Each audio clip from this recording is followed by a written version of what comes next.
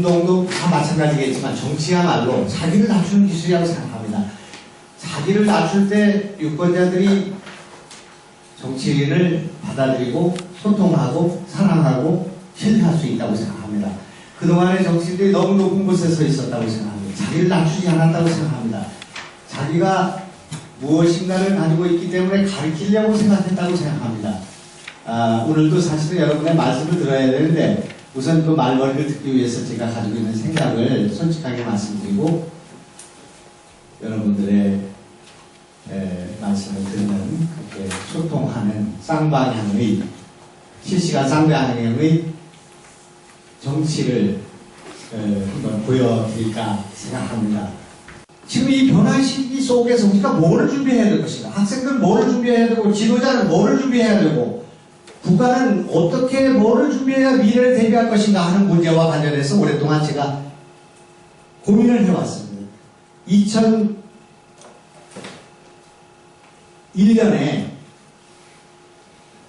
2002년에 제가 과학기술부 장관을 했습니다.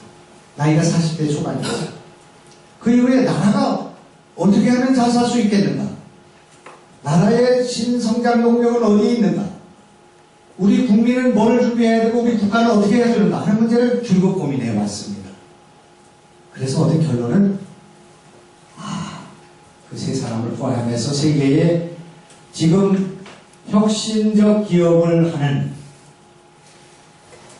그리고 성공하는 창업기업을 하는 그리고 성공하는 21세기를 준비하는 길은 한 가지 키워드로 모아지는구나 하는 생각을 갖게 됐습니다. 그래서 제가 만든 용어입니다. 참조적 상상력이라는 말입니다. 상상력은 imagination, 이 상상력은 시장에서 검증되고 현실에 적용할 수 있는 상상력, 몽상이 아니라 공상이 아니라 시장에 검증될 수 있는 상상력, 생산적인 상상력, 그 상상력을 크리에이티브 이미지네이션이라고 이름을 붙였습니다. 이거는 뭐 지금은 많은 사람들이 쓰고 있습니다만은 이것을 가지면 된다고 생각합니다. 이것을 가진 사람을 만들어내는 교육을 해야 되고 이런 국민을 많이 가진 나라를 만들어야 되고 이런 창조적 상상력이 풍부한 제품을 만드는 그런 기업을 만들어야 되고 그런 공연을 만들어야 한류가 된다고 생각합니다. 우리는 유동해야 되고 우리는 이동해야 되고 성취하고 난 뒤에는 떠나야 되고 달리면서 생각해야 되는 민족이라고 생각합니다. 거기에 창조가 있다고 생각합니다. 백화점이 스멀스멀 대형마트로 갔습니다. 대형마트가 수입을 늘리고 계속 성장했습니다. 전통시장을 다 무너뜨리는 것처럼 보였습니다. 이것이 서서히 리테일에 밀리고 있습니다. 동네 슈퍼마켓 같은 리테일, GS25, 뭐 이런 CNU 이런 거에 밀리기 시작했습니다. 이것이 인터넷 판매에 밀리고 있습니다. 작년에 인터넷 판매 매출이 10조를 넘어서고 있습니다. 이것이 스마트폰 판매로 가고 있습니다. 시장이 가고 있는 것입니다. 이런 기술 변화를 감지하지 못한 기업들 다 물러나고 망하고 있습니다. 코닥이 디지털 카메라를 먼저 만들고 망했습니다. 노키아가 망했습니다. 세계에 이름 있는 기업들이 줄줄이 무너지고 있습니다. 변화에 적응하지 못하면 망하는 것입니다. 국가가 망하고 개인이 망하고 산업 자체가 망하고 기술 전체가 망하는 그런 미중의 변화 속에 있기 때문에 누구 한 사람이라도 정치를 살려야 되겠다고 생각합니다. 우리 정치권에 누군가 한 사람이라도 정치를 살리고 이 변화를 타고 가야 된다고 생각합니다. 뭔가를 바꿔야 된다고 생각합니다. 이렇게 주야장창 싸우고 있을 때가 아니라고 생각합니다. 이 변화가 정치에 있다고 생각합니다. 지금 세상에 가장 뛰어난 사람들이 수능 1등급의 사람들이 의사와 변호사와 공무원과 교사가 되는 나라가 잘 살 수 있는 나라가 되겠습니다.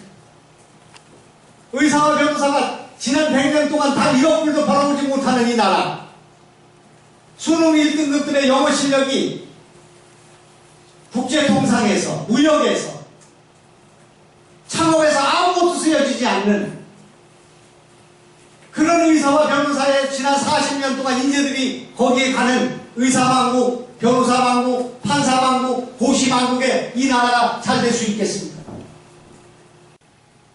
수능 1등급을 빼놓고 나머지를 가지고 세계 제조업 6대 강국이 되고 수능 1등급을 다 빼놓고 세계 11번째 경제 강국이 된 이 나라가 수능 1등급들이 수출을 해서 국가의 경쟁력을 높이고 GNP를 네 번째, 세 번째로 끌어올리는 역할을 해야 되는 거 아니겠습니까? 제가 의과대학에 법과대학에 가서 강의하면서 늘 이런 얘기, 의사망국이다, 이 나라. 의사들이 외국에 나가서 돈 벌어온 거 하나만 들어봐. 신약 하나 만든 거, 의료기술 만든 거, 의공학 만든 거, 의료기기 만든 거 하나만 있으면 들어보라고 내가 얘기했습니다. 누가 손들었어? 이명래 모양인데. 비아그라를 포함한 신약 5개가 현대산업체를 능가합니다. 왜 우리가 그걸 못한단 말입니까? 우리가 IT 강국인데 소프트웨어가 없습니다. 제조업 강국인데 원천 기술이 없고, 그래서 일본의 부품 소재 여기에 250억 불씩을 갖다 주고 있습니다. 메모리 반도체 강국인데 비메모리 반도체의 수입액이 메모리 반도체를 능가합니다. 과학기술 강국인데 원천 기술이 없고 기초과학이 없습니다. 이거를 극복해야 된다고 생각합니다. 이거를 극복할 수 있는, 지금 도전할 수 있는 기회가 우리한테 있습니다. 제조업에다가 첨단 기술을 붙여야 되고, 과학기술에다가 기초과학을 붙여야 되고, 하드웨어에다가 소프트웨어를 붙여야 되고, 그리고 제조업에다가 부품 소재를 붙여야 된다고 생각합니다. 저는 10년 전부터 남한의 북한 공단을 만들어야 된다고 주장하고 있습니다. 북한의 남한 공단이 아니라 남한의 북한 공단을 만들어야 된다고 얘기하고 있습니다. 남한의 공장을 짓고 북한의 노동자들이 내려와서 일하고 올라가는 공단을 만들자 이겁니다. 어디다 만듭니까? 여기가 강화도인데 강화도 북단에 거동도라는 섬이 있습니다. 여기는 해주에서 15분 거리밖에 되지 않습니다. 아침에 와서 일하고 저녁에 가도 되고 월요일날 와서 일하고 금요일 가도 되는 남한 영토이기 때문에 거기다 공장을 차리는데 아무 문제가 없어요. 원산지 표시도 문제가 없고 전력을 넣는데 문제 없고 기숙사 짓는데 문제 없습니다. 여기에 철원이 있습니다. 철원에 3,800만 평의 평화공단이 조성되어 있는데 북한의 노동자가 강원북도에서 170만이나 살고 있는데 일자리가 없습니다. 그 사람들이 내려와서 일하고 올라가면 되는 것입니다. 연천, 포천, 동두천, 그 다음에 인천, 김포, 검단, 인천, 남도, 시와 반월, 여기다 공단을 만들고 북한의 노동자가 내려와서 일하고 올라가는 것입니다. 북한의 좋은 손, 예능, 창조적인 아이디어를 가진 사람들이 그래픽을 만들고 영화를 만들고 애니메이션을 만들고 디자인을 하고 그걸 갖다가 우리가 팔고 무역하는 그런 나라를 만들면 안 되겠습니까? 왜 쓸데없는 군사, 정치, 이런 논쟁과 갈등으로 시간을 허비한단 말입니까?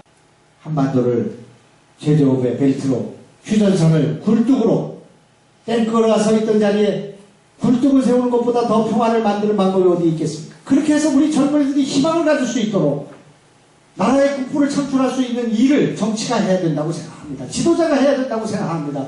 지도자가 설득해야 된다고 생각합니다. 왜 대만과 중국이 하는 일을 우리 남북한이 못한단 말입니다. 이런 정책을 만들어야 된다고 저는 생각합니다. 그래서 뭐 오늘 괜히 시간 다 됐는데 그냥 홍보했습니다만은 어떻든 열심히 하겠습니다. 저도 열심히 하고 여러분도 열심히 하고 우리 나라가 발전하고 또 우리 젊은이들이 정말 희망을 가질 수 있는 나라를 만들기 위해서 틀림없이 우리는 이 난관을 극복할 수 있다 하는 말씀을 드리고 여도 야도 정치도 시민도 국민도 다 힘을 합쳐서 나라를 발전시킬 수 있는 그런 날이 되기를 바라겠습니다. 여러분 감사합니다.